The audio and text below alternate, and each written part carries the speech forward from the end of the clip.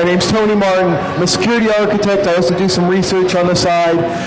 When I get bored, things tend to get broken. You can ask my wife. She's sitting right over there. And here's a shameless self-promotion about myself, if you want to take a look at my background. So one day I was sitting at home and I was kind of bored, and well, things tend to get broken. I had this brand new device, this QNAP device, and my home NAS, and I started poking around at it. I was like, taking a look at it, and I'm playing with it. And the great thing about these devices is their functionality is expanding. They're no longer just backing up your data or providing a network share. They are now serving your content, your entire network. They have syslog servers, they can do email, they can do all kinds of things. So I started taking a look at it. I was playing with cross-site scripting, so I wanted to see if I could find some sort of a field in there that if I played with it, I could get immediate feedback. So here you see the admin, there was a blank description. So if I go in and I edit the admin, and I can edit the descriptions, here it says testing, and you'll see testing show up. So really, really quick, cross-site scripting, what happens here is an attacker just sends a string. The server stores a string. It's just a string of characters to the server, and the server will deliver that out to the client. When the client web browser gets it, it will then take that string, and that's when the bad thing happens. It will execute it.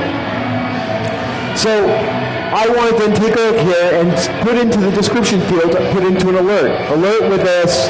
And this is the classic attack string. You put this in, and what I was expecting was, is if there was a cross-site scripting, is you would see this little pop-up window come up with a 1. But this is what happened. Nothing showed up. It filtered it out, and I said, oh. And so what this told me is what they're doing is a very, very bad way of trying to prevent cross-site scripting is called blacklisting. They're attempting to filter out all the bad data, but there are so many variable combinations, you really can't do this approach successfully. So I tried putting in this. I tried different types of things. I wanted to map out what their blacklist looked like. And so I put in this into the iframe for the admin account, and this was a bad thing because, well, it locked up my device. I tried to render and he saw loading data, and my device completely locked up, and I couldn't go back in to delete this cross-site scripting string. So I had to reset my device at this point, back to default. Thankfully, the data stored on oh, there we go. Got some quiet going for now. Thankfully, the data on the devices was still set. What I did is I created a temporary user. I was able to play with that, and I could delete that temporary user if things blew up in that cross-site scripting. One of the favorite tools that I really, really like to use, and when I was playing with this, was Firebug. And what it allows you to do is you can see this test user here, and I have some sort of an iframe. And what it wants me to do is when I enter in this JavaScript source, I can take a look at what it did for the rendering. So I can click on that field, and it'll show me what is the rendering in the HTML. I want to touch in really quickly on how you're supposed to properly mitigate cross-site scripting. So you saw in that script, it uses a lot of the tags for the brackets for script tagging for JavaScript and whatnot. So to do that, what you need to do is you're supposed to, as you're outputting from the server, sending to the client, you're supposed to output sanitize various characters so that they won't be rendered by the browser, but the browser will see them and just display them as the characters they're supposed to. And taking a look at OWASP, these are the list of the various types of characters you're supposed to work in, including all whitespace and even Unicode characters. You've got to be really, really careful. There's really good packages to handle this. You've got to be careful that you get it right in the right context also, whether it's going into HTML data, whether it's a tag, whether it's going into a JavaScript insert, or an attribute. So be really careful. Another thing is content security policy. I want to touch on this really quick. And what this is header directives in your page where you can say only run JavaScript from these sources. So it allows you to prevent someone from running JavaScript, but it won't stop them from doing HTML injection. So they can still mess with your page. So you still need to be careful, but it's a really, really, really strongly recommend you use this. So back to the device that I was playing with. So it had an interesting feature. If you enter in, this is the login page, enter in and use an admin and give it a junk password, when the administrators log in, it pops up this little window down at the bottom and says, hey, someone tried to log in with the administrator. And it'll tell you, and it'll give up this little warning, and you go in here, over to the systems log, and it'll say, this is the IP address they were coming from, and here's the user they were trying to log in from. So very, very helpful. It's a great little interface, and I was like, oh, that's interesting. That might be helpful for me. So I have a little demonstration here. So we have the administrators logged in the background. Here's a different web browser. We're going to enter in a YouTube iframe into the username and just a junk password. And so when the administrator then comes up and they take a look, and you can see it pops up right there, the YouTube iframe. Well, I'm like, wow, that's going to be fun to play with. And if we go in and you open up the syslog, and you can see the browser there, and when you press play, though, nothing happens. And the other interesting thing is it's always refreshing this syslog. This log display, so it's always refreshing it too. So this is always, as long if the administrator has any, if they're ever logged in or they ever look at this, it's going to immediately pop it up. So this is an interesting type of thing. So I want to take a look at what happened. Why didn't my YouTube frame load? So take a look at Firebug, and if you look here, you can see that what it did is it cut off to telling which video, because the administrator field will only accept admin characters of 30 characters long. So this was one of the other things. So I had this blacklist I had to get around, and I also had this 30-character string that I had to get along. So I'm thinking, how can I inject anything decent with only 30 characters? So then I took a look at a URL shortener. I could have so the idea is if I have the iframe send to a URL shortener, and then I could have the URL shortener send to a file that I wanted to. And here's a very simple file that's just and all it's going to do is display the word hi. So the way this works is you enter in the iframe, and you can see it's going to trim, give it the bad password, it pops up in the bottom corner for the administrator. They see the word hi. And also in the log, the system log, it's going to show it the same thing. So if we expand this and we take the word hi and we put in our iframe for our YouTube video, we see the following. And if I can find my mouse, because I always lose it.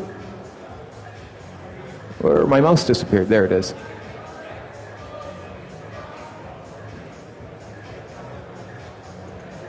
Oops, hold on. I need my video sound. Need to start over. Where's my sound plug-in? This doesn't work without sound.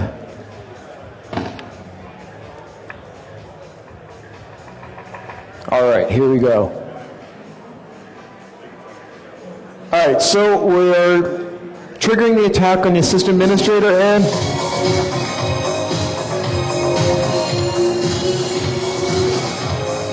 it even pops up, and you see that it'll refresh and it'll keep going. And so I'm not going to bore you, but yes, I got to rickroll you all. So thank you very much. That's the end of my talk, and have a good, no, just joking. So I like to use the rickroll. Everybody knows and everybody has understanding. When I'm doing pen tests, if you're breaking someone's stuff, sometimes a little bit of egos can get bruised. But you put this in there, and it makes people laugh. And so it disarms them, and then you can actually really start teaching them and showing them what's going wrong, and then they become curious, why did this happen? So when everybody understands that this is getting rickrolled, to my family, they don't understand that. Whenever my kids hear this video, they come running and saying, Daddy, what did you hack? What did you hack? Because to them, this means Daddy hacked something again. My 8-year-old daughter said, Daddy, I never get to hear the whole video. Can you please let me hear it? So I let her see it and watch it. She was interested. But when I was playing with this thing, I was really trying to explore the edges of the device, seeing what's wrong with the edges, what can an external person do. And this attack not only could work on the admin interface, but also worked on SSH, SFTP, Telnet, all of these. Any of these authentication interfaces, it would pop up. Someone was attempting to log in from this interface, and this is the user ID that they're trying to use, and this would attack. But I also started playing around, taking a look at this. Since it's a file sharing system, what happens if I have access to the file share?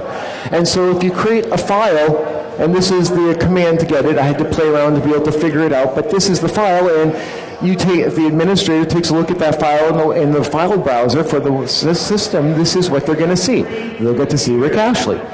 Again, with the hover over for the file, they'll also see all that. And same with a directory. So you could do essentially attack through the directory. And it also has a syslog. Syslog is a collector, syslog collector. So you can have all kinds of devices sending what their log information is. You can collect it at this one central point. Well, this was also vulnerable to the attack.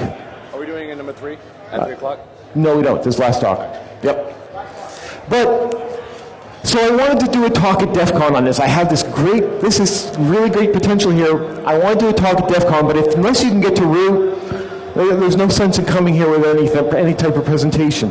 So I want to really quickly say I had to do a few cheats. So one of the cheats that I had to do is I had to disable NoScript. NoScript prevented all of the attacks. I also had to disable active mixed content blocking. This is some security feature in Firefox where if you're going to a secure website and you try and put insecure data, it will block it, saying this is a security problem.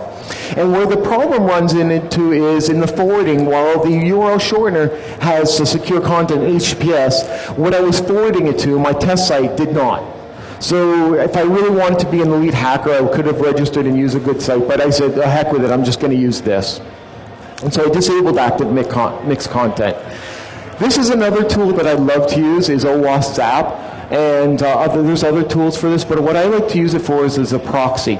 And what it does is it records all of your traffic right down here.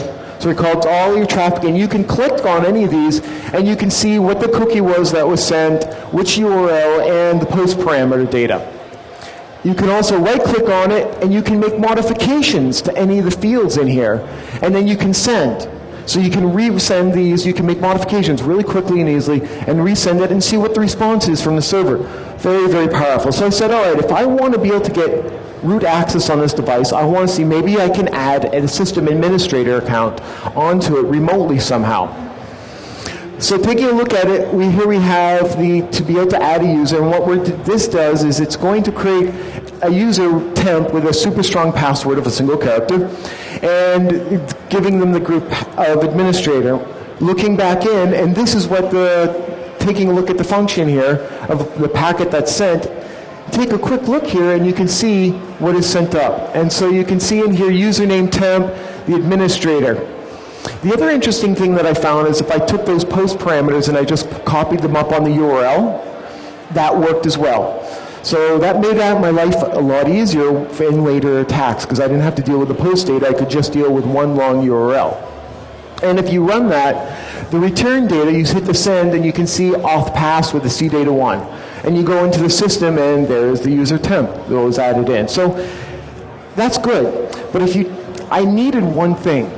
For their attempt to prevent cross-site request forgery, they took a value that's in the cookie and added it to the URL. So only the server should have access to that cookie value here in SID to be able to attach it to the URL so that, only the browser should have that so that the server will validate that the data in the cookie is the same as that's coming in on the URL. This prevents someone from sending you like a phishing attack type of thing and triggering that off. So I needed to be able to get to this SSID value. So I was trying to do that, I need to get to the cookie.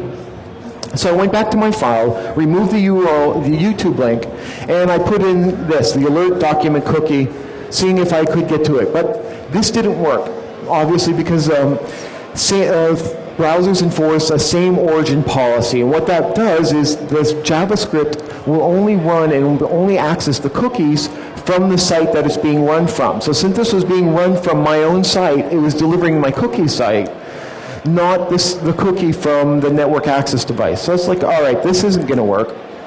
And I started playing around with, okay, is there some way with only 30 characters that I can pass that value to and forward it off? I couldn't find anything. And I played around, and probably someone else could have done it, but I wasn't able to. So I said, all right, maybe there's another way. So I fired up Rat Proxy. Rat Proxy is another tool that's good for finding vulnerabilities, and you use it as a proxy, and you point your web browser at it, and then you exercise your website. And looking through there, I found a reflective cross-site scripting. So very, very quick, the prior cross-site scripting attack we saw with the YouTube video is called a persistent, meaning it's stored on the system. A reflective isn't stored, and what a reflective looks like is, so you pass in a URL parameter. In this case, it was for an album. So you can, in this device, you can actually listen to music, and so you can create an album or a playlist equivalent, and you give it an album name here, and you can see it up there, it's testing. And what happens is it's down in here, you can see that it reflects in the body of the HTML the word testing. So the nice thing you can do with this is you can figure out how to escape the sequence, the character sequence, and break out of the HTML and then get it to run your own script. And when you do that, you get this. So now I have an ability to inject scripts on the system. And if I change it from just doing a pop-up alert 1, but I pop up the document cookie, I can see I can get to my SID value that I want to. So on my website, so then you extend it. So instead of just getting the document cookie, what we're going to do is we split out and get to that value that we want with a little bit of JavaScript, and we do an alert on that SID, and this is what that whole command looks like. You just remove all the carriage returns, add that onto and execute that URL, and now I have my session ID that I need to get to. So now I have an ability to get to that session ID value through this reflective cross-site scripting attack. Go back to the ability to add the user. This was that long URL. Then you can see here, what we're going to do is we're going to create a user with test2, and somewhere's in here, administrator privileges. And so I'm going to build up a script that will get the SID, take this URL, add that value right to the end of it, and then change the window to this new URL, which will then cause it to add a user. But what I need to do is when I first put this in, well, it blew up because this is part of the long URL. It blew up because it started trying to interpret these as part of the URL. So you have to URI encode this URL, and then you embed right in here that URL value. So the encoded URL is here. So what's going to happen is it's going to be executed is you get the document cookie, get the SID, put that long URL to add the administrator here, decode the URL, add the SID to the end of it, and then we change the window location. And that should get it to execute. And just testing it out, taking that long string, and you can see here what it looks like, and you can see it says here auth past 1, and in the test you go in and you can see temp 2. So let's put this all together. There's quite a few steps here. You take this entire string here, we go back to the page where we had the YouTube link and put that in there. So now this is the steps that happen. You go to it and you enter in the attack into the login field. The admin views the cross-site scripting attack. This loads the iframe, which then in turn loads trim, which redirects you to the offsite file. The offsite file has a redirect to this reflective cross-site scripting attack, which will load the cookie, gets the session ID, builds the URL to add a user with admin privileges, redirects to add this user, redirects it to add the user, and then see if we get root. And here I'll hit play, and we'll take a look what happens. So we see that there is only the admin and backup user. We trigger off the attack, go back here, and it takes a little bit sometimes for the window to pop up. And I'll get some water. So there, the window popped up. We refresh it and go back in, and now we've added our a new administrator account remotely. We attempt to log in with that administrator account temp2 in the other web browser as the attacker with the super strong password of a single character, and we can log in. So now we can remotely get our own admin account on this device. So that was very interesting. So I was all excited when this happened. I was like pumped. I got root. I'm going to get root. So I then go fire up SSH, try and connect in with my user temp2, and I'm denied. I was like, oh no. So I'm trying to figure out why. On this device, the only admin can log in through SSH, unless I want to be able to load a lot of special software. So I'm at this point, I'm moping around. I'm wandering around. I'm like, my head's down. I'm all depressed because I was so close. My wife thinks I'm stranger than normal, which is normal, I guess. But so I'm fairly depressed, and I put it aside for a few days, and then a few days later, something said, maybe I can get around this. So I decided to take a look at, so if I can't get to root with my own admin account, how about I can hijack the admin account? So I took a look here, and this is what happens when, very standard, is you logged into the admin, I want to change the password, enter the old password, enter your new password twice, and this is what the data looks like. So you can see username admin, here's the new password you want to change to, here's the old password, and then I saw this in the post parameter, need check yes. Need check yes. Why is the client telling the server that it needs to check? So I then went in and I tried to change it temp2, because I'm still its admin. I changed temp2's. I'm the super admin on the system. I can change anybody's password. And you take a look here and you can see username temp2, the password you want to change to, old password is blank because we don't need it, need check equals no. So I said, uh-oh, and I changed the username from temp2 to admin, and I ran it, and it executed. So I was able to change the administrator's account from any other account, could change any other account's password on the system. There was no authentication. So a low-privilege user could change an admin privileges. And so this is essentially what it needed to So I think now I have the key piece that I need to be able to get to root. So this is what the URL is going to look like. I'm going to change the admin's password to this super strong single character here, which is the MD5 of it, and I'm going to leave my SID blank because I'm going to concatenate that in. So we're going to go through the steps yet again. We enter in the persistent cross-site scripting attack into the login field. The administrator views this cross-site scripting attack. It loads the iframe. The iframe loads the URL redirects to the offsite file. This redirects to the reflective cross-site scripting attack, which gets the cookie, parses out that session ID, attaches it to the end of the URL to change the admin password, redirects the user to the admin to that URL, and let's see if we can get root. Hopefully we still do. So here we're going to show you I'm logging as the administrator. Remember I had to reset the device so the password was still admin? I hadn't gone and changed it. So you see it's admin, and it logs in. Go over to my other browser, and I enter in the attack, and you give it a few seconds, it's going to pop up here.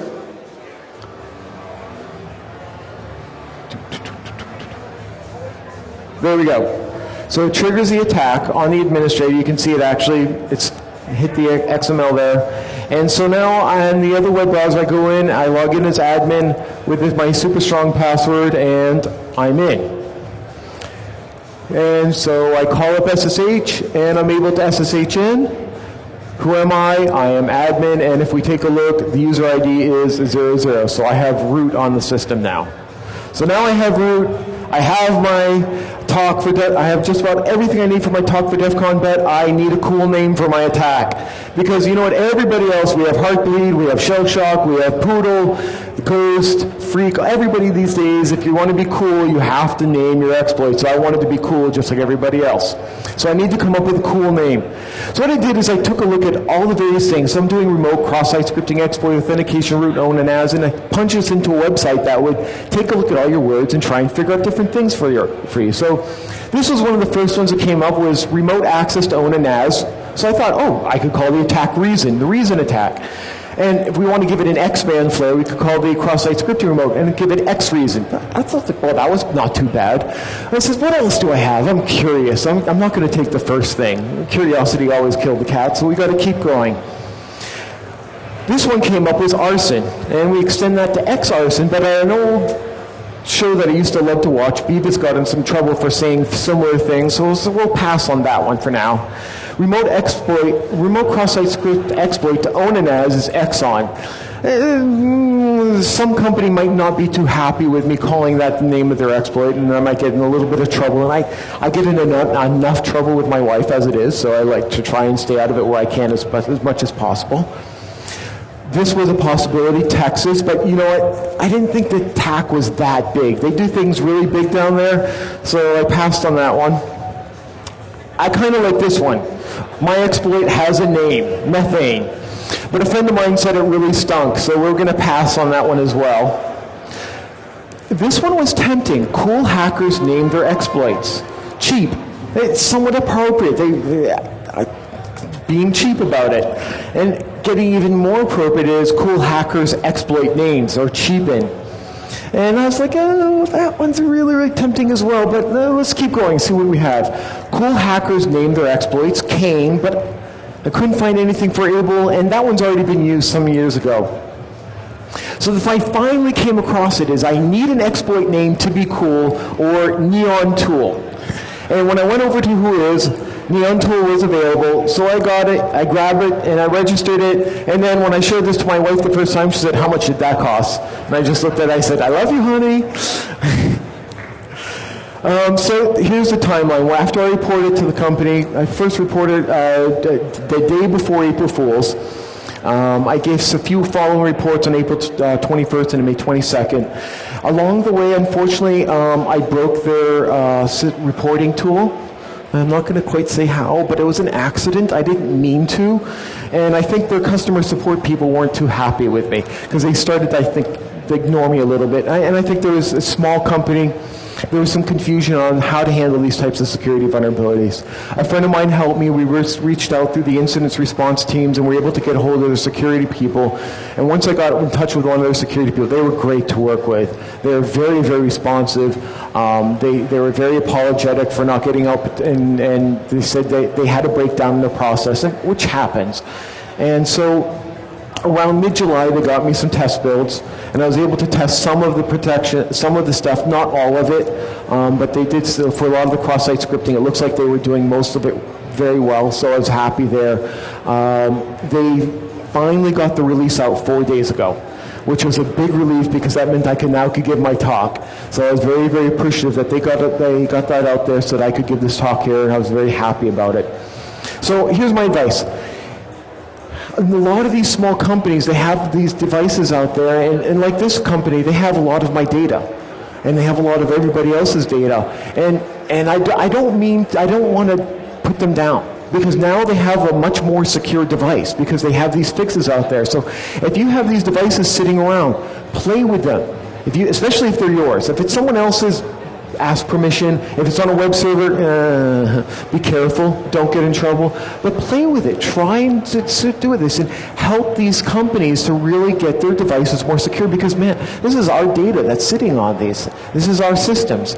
Make sure when you break these devices, record your findings as you're going along. I don't know how many times just playing with all kinds of different things, and I found out I broke something, and then I tried to spend hours trying to figure out how did I recreate this. Report this stuff to the company, help them out, give them time. I work with a lot of development teams, and they're usually flat out they're scheduled flat out for at least the next 6 months, if not a year. And all of a sudden you come along and you throw a whole bunch of work on them, and they have this time frame that they have to get it out by. It's really, really hard on these teams. So please be patient with them when you're dealing with them. And offer your help, offer your service, say, I'll help you with here's solutions that you can do. If you want me to take a look at any debug builds, test builds, I will definitely do that. Really quick thank you. I'd like to thank everybody here for attending my talk. Thank my family for putting up with me. Thank you, the Packet Hacking Village, for letting me talk here. And if there are any questions, I'm going to take them offline. Thank you very much for attending my talk. And I hope everyone's had a great con. Thank you.